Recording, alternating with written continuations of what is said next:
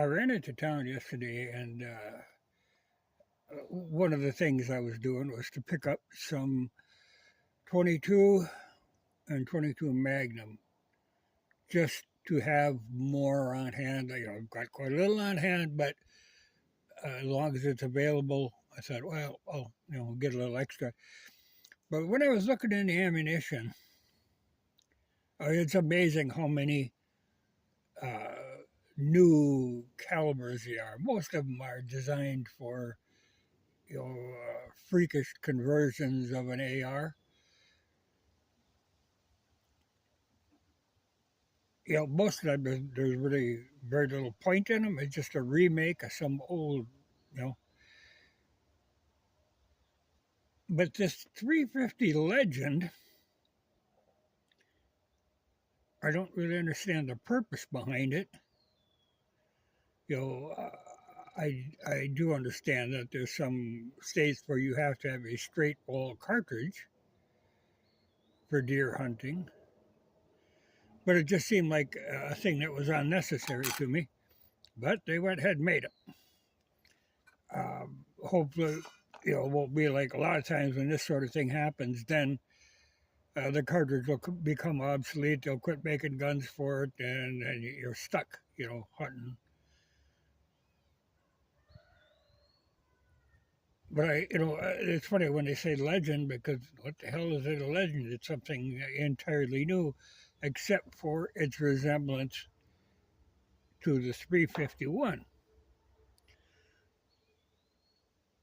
And my thought would be, okay, I wonder if I can convert that legend brass to work in my 351. The biggest hangup is, 351 is semi-rimless. They do have a slate rim to them. And the Legend is rimless. So whether the extractor would actually grab it, I don't know. But I think I'll load up a mag of them. I have to shorten the brass considerably. And then I'll load them to my regular 351 load and use one of my bullets for the 351, the cast that I use, and give them a try. Because they do fit in the mag, except, like I say, they're too long. You get almost a quarter inch off that brass. But I've talked about this before. In the 351, there's a lot more going on in the mag. This is 1907 Winchester. That cutout that holds the mag in also serves as a kind of a restrictor that it runs on the edge of the rims, because there's a hell of a lot of mag pressure here.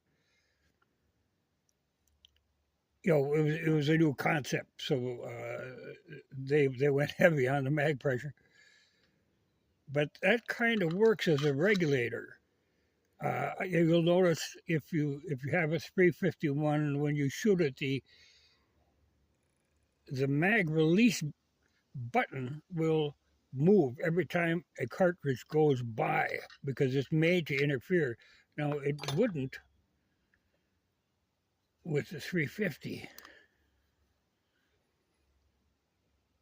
I think you could probably get by with a lot less mag spring pressure, which might be good in a way, because I think some of the new mags made for them aren't, because these things are really high pressure, the mag spring. Well, it's an interesting idea. Like I say, I'll load a mag full of them and just try them, see if they eject. Though I don't know why they wouldn't. As long as the extractor will go far enough in to grab that.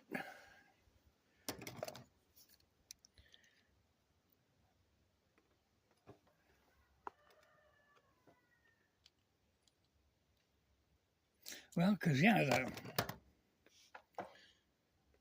the depth of the cut for the rimless is about the same as the 351. I would have preferred if they're going to make something like this. Yeah, just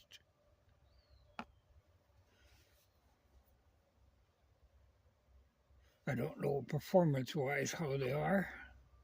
Because I always considered the 351 as really being more of a pistol caliber, but it's only in a rifle.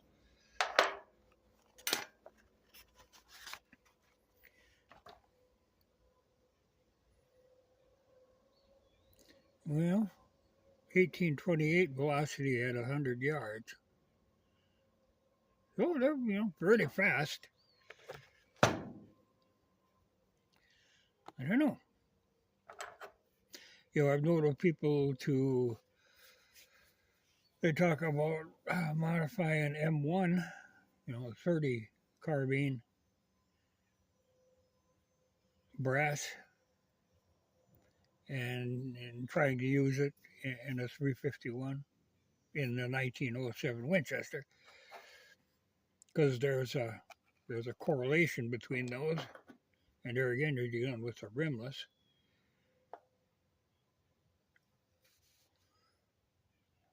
Well, I'll play with it, because 351 brass, I have quite a little of it, but there are a brass flinging semi-automatic. This is Jameson, but I do actually keep some on hand. But I thought, okay, if this stuff, I've always hoped to run across some brass, but I don't know anybody who shoots these. See, this would have made sense if, Henry made that Homesteader, which is just like a newer version of a 351 Winchester, a 1907, or any of the self-loading Winchesters. They just don't have the bolt open on the, for actually pumping around in. They don't have that knob on the end of the forearm. They actually use a regular, but they weren't dealing with the patent thing there like Winchester was at the time. But I like that. You get used to that idea. That works perfectly fine.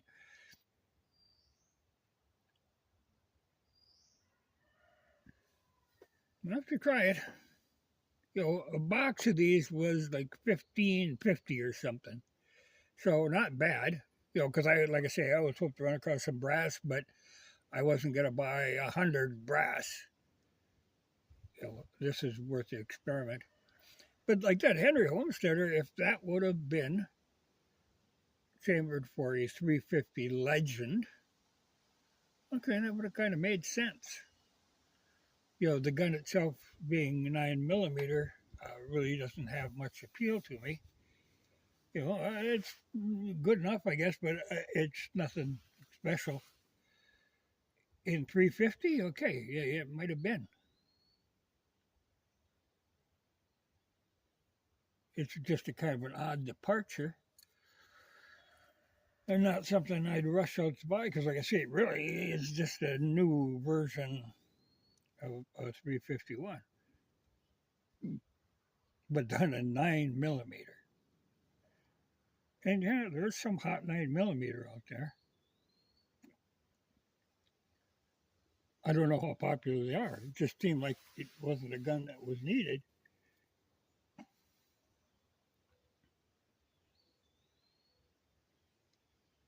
But like I say, I saw so many cartridges that are just like a reinvention of a previous design, and that's kind of what this Legend is. And I don't know that. I don't think they have any lever action chambered in this. I don't know if anybody has one, or I would be able to get a hold of some brass.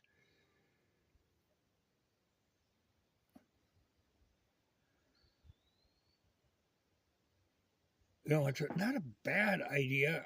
I would prefer if it had a rim on it or semi-rimless. But when I see that rimless design, I'm thinking, okay, they're going to try to run that in some kind of AR platform. Hmm. But I always wondered about them. No, I have satisfied my curiosity. I'll tear like a mag full, 5 of them, reload them, cut them shorter, and reload them into the specs I use for the 351, and see if they actually eject.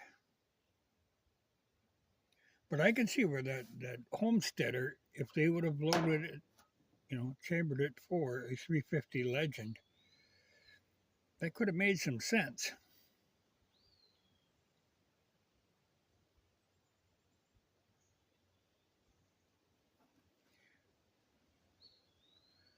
As they do like to play, though, just keep changing things just enough to, well, to sell something. But it is funny, what's available. There's a lot available, but a lot of the standard old stuff isn't available. In the looking, I noticed they do have a limited selection of 3030, which is funny. I mean, to me, if you got anything, you should have quite a little 3030 on hand. A wide variety of 308. In the shotgun stuff, I was just curious to see what the 410 shells were going for. They didn't even have 410 except in these little, like a little 5-pack of some exotic, they like to use tungsten, and now it isn't, you can't just buying a regular, like a 4-shot or a 6-shot. You're buying specifically loaded ammunition for the critter that you're going after, and they want double the price of what it's worth. Like they have turkey loads, and it's a funny thing. It's all very specialized, where it didn't used to be. But I did notice, oddly enough, that they had a lot of 28 gauge. Well, I don't know of anybody who owns one of those. It's weird. And I noticed, like like I say, they had 3030, but no 32 special.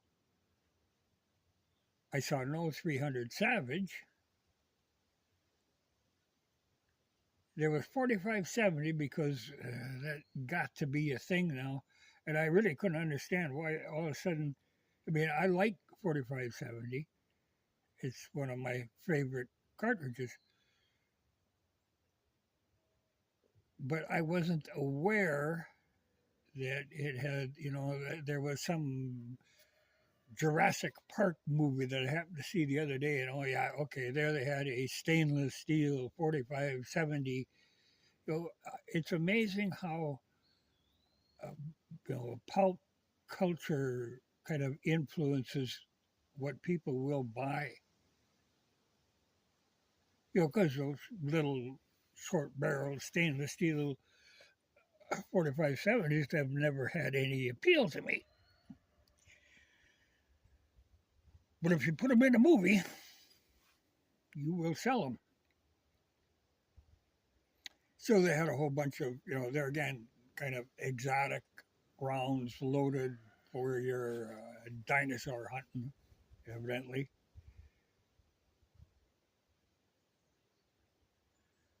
Yeah, it's weird. But I did find, like I say, 22 Magnum, because I was looking for a 22 Magnum in a hollow point, but not those, like somebody had sent me some of those TNTs that are very large hollow point, and those things just tear stuff apart.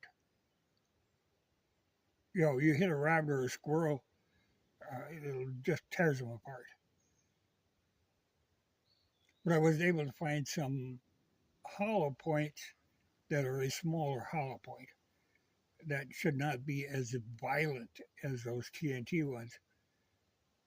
This is in the CCI, because a lot of times in 22 Magnum, all you find are the full metal jacket like this.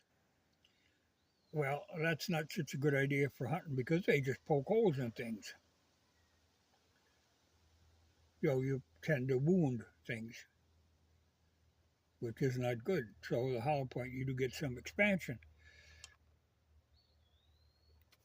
And, like I say, most of my stuff I reload for, but the rimfire, though it is possible to reload, it isn't the practical thing.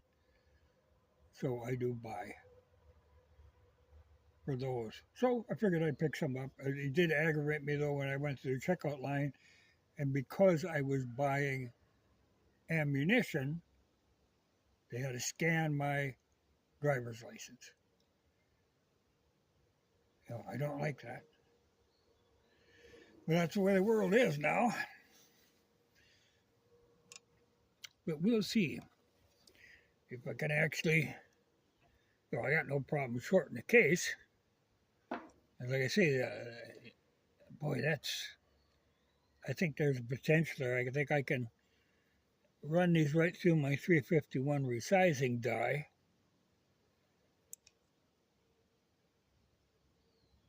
Yeah, I think that's really doable if the ejector will pick them out. That's the only thing. Or the extractor. But being a straight blowback action, they want out of there. And once they get a chance, they go flying. So I think even if you didn't have an extractor, I think they'd come out. If that bolt is open, they're coming out. And I think the ejector itself would be able to clip onto the, the extractor pulls them back, the ejector kicks them out. But like I say, that 351 just flings brass. So I don't think it's a problem of getting rid of it. I'll just have to use a different shell holder because of the rim size being different. But that's probably like a 9mm size. I've got a whole selection, so it shouldn't be a problem. But that's a project I'll work on sometime. I don't know. Perhaps somebody has done that already. I don't pay any attention. I just knew that this was something I was thinking about. Well, of course, most people don't have 1907 Winchesters. But for the ones that do, if the 350 brass could be modified, there's a potential there.